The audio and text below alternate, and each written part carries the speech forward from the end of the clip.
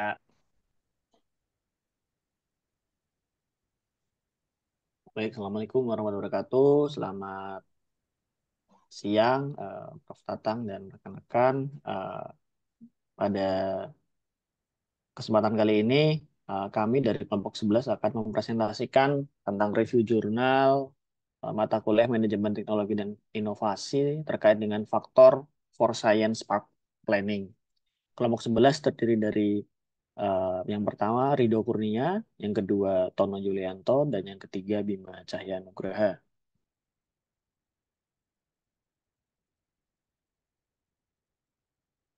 Pertama-tama terkait dengan abstrak dari review jurnal yang kami review, yaitu adalah pentingnya Taman Sains sebagai instrumen pembangunan ekonomi telah disadari oleh negara maju selama 3 dekade terakhir. Untuk memahami hal yang sama, negara-negara berkembang juga merencanakan dan melaksanakan usaha taman sains. Namun dalam hal perencanaan, taman sains bukanlah objek konsensus global, karena tidak seperti jaringan hotel dan restoran yang dapat direncanakan dengan standar serupa di berbagai wilayah atau negara. Tidak ada standar global tunggal yang paling cocok untuk taman sains.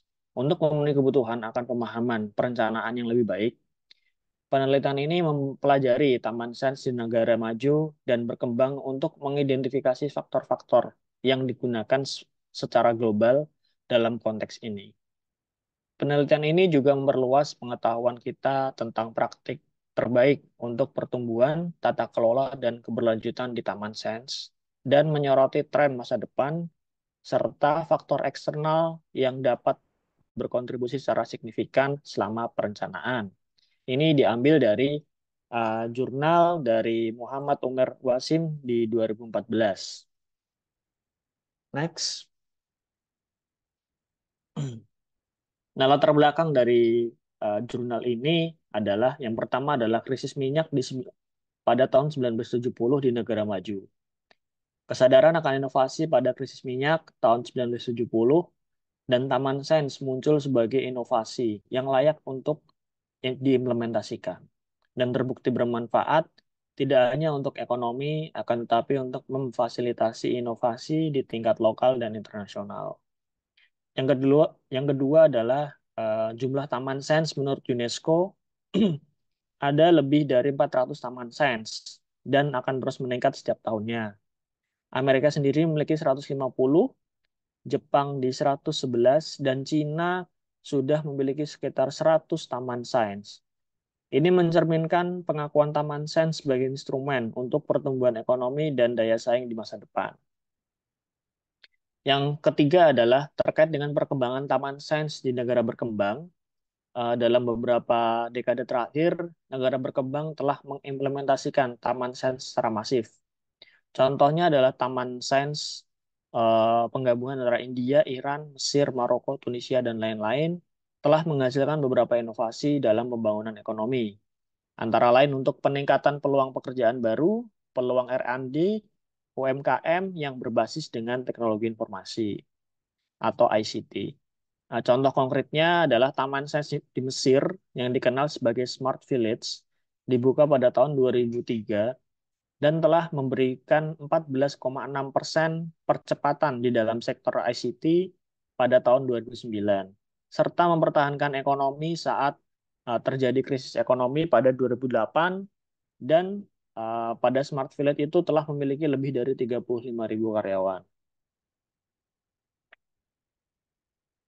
Ini adalah faktor utama untuk perencanaan taman sains. Jadi penelitian ini mengidentifikasi faktor-faktor yang digunakan secara global dalam konteks ini dan sesuai spesifikasi fungsi dari taman sains itu sendiri. Dibagi menjadi 4 faktor besar, yaitu dari sisi governance, dari manajemen dan stakeholdernya dari taman sains itu sendiri.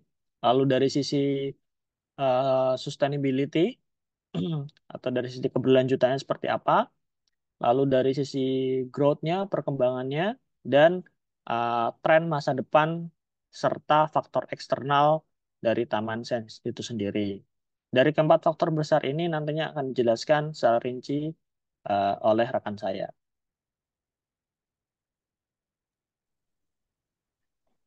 Baik, terima kasih Pak Bima. Selanjutnya saya akan menjelaskan terkait faktor governance atau pemerintah, yaitu pengelolaan taman sains melibatkan perencanaan dan pengaturan lingkungan untuk perusahaan otonom yang akan berlokasi di taman sains dan yang akan terlibat dalam kontrak eksplisit atau implisit untuk mengordinasikan dan menjaga pertukaran pengetahuan.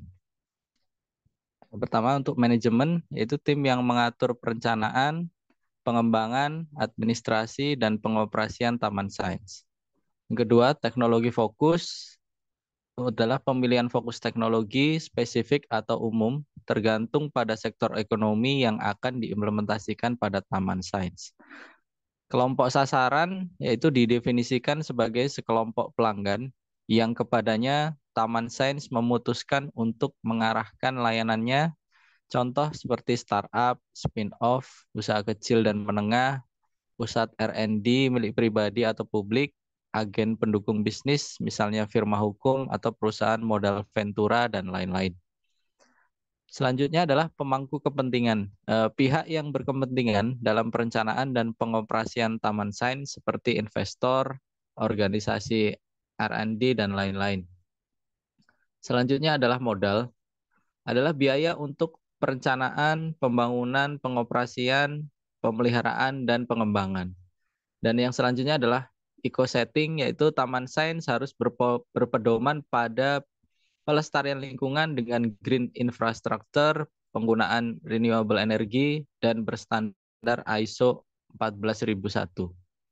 Next.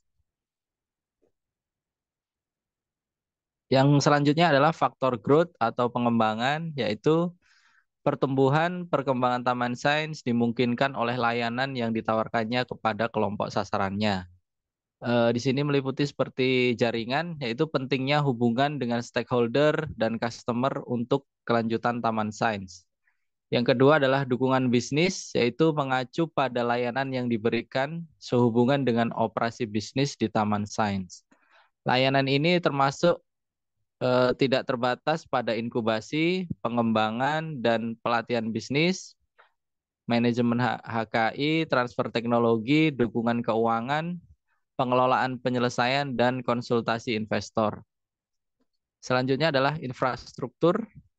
Infrastruktur taman sains dapat dibagi menjadi 3 aliran utama, yaitu infrastruktur fisik, sosial, dan komunikasi. Yang selanjutnya adalah insentif. Insentif ini mengacu pada manfaat finansial atau non-finansial yang ditawarkan kepada penyewa taman sains. Selanjutnya adalah penyewa jangkar.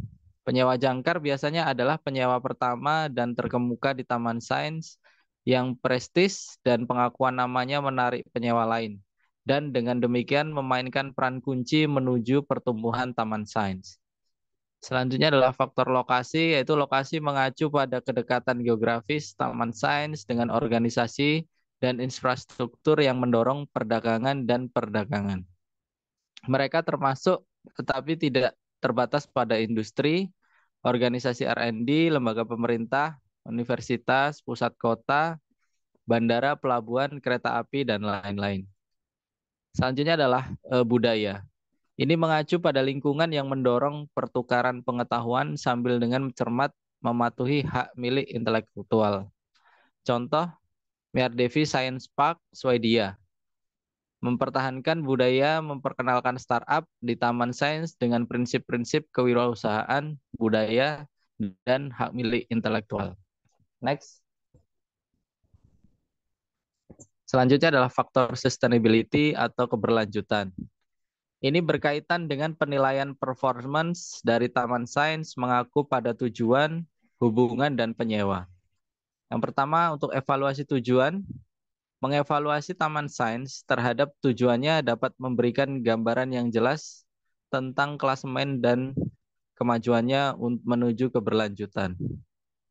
Selanjutnya adalah evaluasi hubungan, yaitu analisis jaringan mengacu pada hubungan antara penyewa dan organisasi di luar taman, antara penyewa dan universitas, dan di antara penyewa sangat penting untuk kelangsungan hidup Taman Sains. Yang ketiga adalah evaluasi penyewa. Mengevaluasi penyewa mengacu pada meminimalkan risiko kegagalan bagi penyewa taman sains. Dan yang terakhir adalah analisis pemasaran. Di sini citra merek yang berkelanjutan dari sebuah taman sains bergantung pada ulasan kinerja dari publik. Untuk faktor selanjutnya akan dijelaskan oleh Pak Rido. Silahkan. Baik, terima kasih Pak Tono dan Pak Bima. Izin Pak Tatang kami meneruskan, yaitu adalah faktor eksternal, faktor dan future trends, faktor eksternal dan tren masa depan. Jadi, beberapa faktor eksternal dapat mempengaruhi perencanaan dan pengembangan taman ilmiah. Dalam penelitian ini, mereka secara luas dikategorikan sebagai instrumen kebijakan yang dibagi menjadi 3 poin utama. Yang pertama adalah lingkungan bisnis, di mana adaptasi dengan lingkungan bisnis yang ada bisa mempengaruhi keberlangsungan taman sains. Selanjutnya, poin kedua adalah peraturan pemerintah. Peraturan yang berpengaruh dalam operasional taman sains seperti R&D, pajak, dan peraturan perubahan iklim. Dan yang terakhir, yaitu adalah lingkungan moneter, di mana adaptasi dengan lingkungan moneter seperti saham, valuta asing, perekonomian informal, dan penanaman modal asing yang ada, bisa mempengaruhi keberlangsungan taman sains. Kesimpulan dari yang telah kami jabarkan adalah tujuan utama dari penelitian ini adalah untuk memberikan informasi kepada pembuat keputusan tentang faktor-faktor yang dapat mempengaruhi perencanaan taman sains. Eksklusivitas praktik terbaik mengungkapkan bahwa perencanaan taman ilmiah bersifat subjektif, terutama tergantung pada tujuan dan instrumen kebijakan yang berasal dari prioritas pengembangan perencanaan dan lingkungan moneter dan bisnis yang ada di wilayah di mana Taman Sains berada. Oleh karena itu, otoritas perencanaan Taman Sains setelah membuat pilihan berdasarkan informasi tentang faktor-faktor dan praktik terbaik, harus menyesuaikan dengan kebutuhan dan persyaratan khusus dan menyesuaikan juga sesuai dengan keunikan di sebuah regional. Baik, terima kasih Prof. Tatang. Kami dari kelompok 11 telah menjabarkan atau mereview jurnal terkait dengan faktor force Science Park Planning. Demikian, lebih kurangnya kami mohon maaf. Wassalamualaikum warahmatullahi wabarakatuh.